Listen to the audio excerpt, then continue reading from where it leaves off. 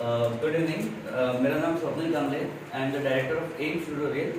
और हम लोग जयंती मूवी देखने गए थे परसों के दिन, तो उसके बारे में मैं आपको कुछ बातें सिखाना चाहूँगा। और इस फिल्म से हम सीखे क्या। बेसिकली ये जो फिल्म है ये हमारे समाज को लेके बहुत सारी बातें करती है और बहुत सारी बातें हमको समझाती है, ताकि हम इन सारी बातों को समझें अच्छे तरीके से और उसको अपने डेली लाइफ में फॉलो करें, अपने जीवन में फॉलो करें। ठीक है, तो बेसिकली अगर आप उन चीज़ों को फॉलो करोगे तो बिल्कुल हम लोग एक तो पहले एक बहुत बेहतर इंसान बन जाएंगे, और दूसरी बात ये है कि अगर आप एक अच्छे इंसान बन गए तो उसका मतलब कैसा है कि आप समाज के प्रति भी आप कुछ सोच पाओगे, क्योंकि आप हमारी क्लास में पढ़ रहे हो और हमारा काम है आपको क्या करना, गाइडेंस करना अच्छी तरीके से, पूरी तरह से, और आपको एक राह दिखाना और प्रॉपर तरीके से एक चीज़ों के बारे में समझाना कि दुनिया क्या चीज़ है, क्या सारी चीज़ें।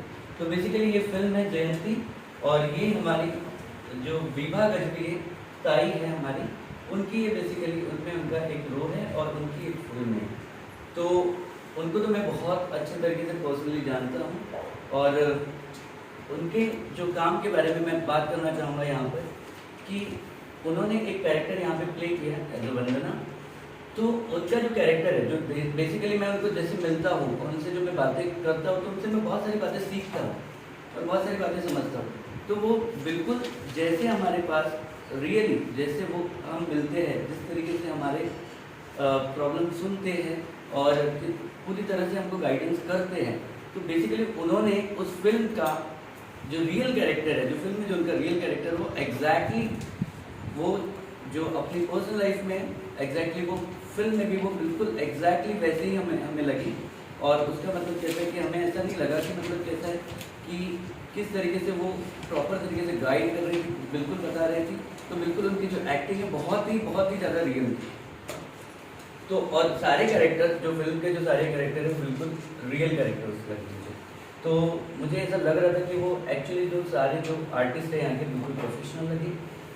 और ये फिल्म के बारे में अभी मैं आपको एक रिव्यू में देना चाहूँगा कि बेसिकली सबसे पहले ये एक बात, बहुत इम्पोर्टेंट बात ये है कि एजुकेशन बेस्ड, और एजुकेशन एक चीज़ है जो बिल्कुल ही सभी चीज़ों को क्या कर सकती है, चेंज कर सकती है। अभी मैं आपको एक दो बातें ये बताना चाहूँगा डॉक्टर B.R. अम्बेडकर के बारे में।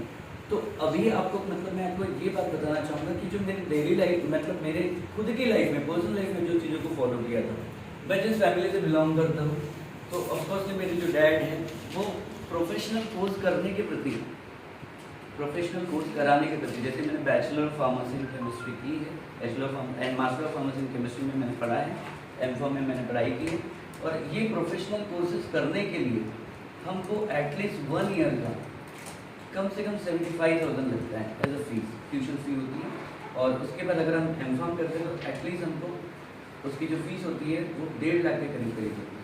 तो मैं जिस फैमिली से बिलोंग करता हूँ तो उसका मतलब कैसा है कि मेरे पेरेंट्स इतनी फीस अफोर्ड नहीं कर सकते थे।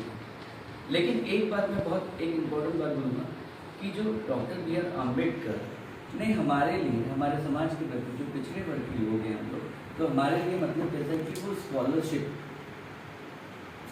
जैसे कि उन्होंने ऐसी चीज़ें करके रखी है, तो उसके बेसिस पे हम लोग क्या करेंगे, हम लोग को सिर्फ मार्क्स लाने पड़ते हैं, और उसके बेसिस पे हम लोग क्या करते हैं कि हम एडमिशन्स ले लेते हैं और उस हिसाब से हम पढ़ पाते हैं। जैसे हमारे जैसे लोग भी क्या करते हैं, पढ़ पाते हैं।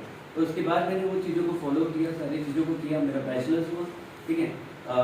फिर बैचलर डिग्री कंप्लीट होने के बाद फिर मैंने PG की, और आगे मैं अपनी ज़िंदगी में बढ़ा, और आज मैं मास्टर ऑफ फार्मेसी केमिस्ट्री में हूँ। और इसका जो बिल्कुल जो कॉस्ट है, मुझे भी मतलब कैसा है कि ज़्यादा कुछ खर्चा नहीं आया मुझे, और मैं कम ही खर्चा आया मुझे, ठीक है।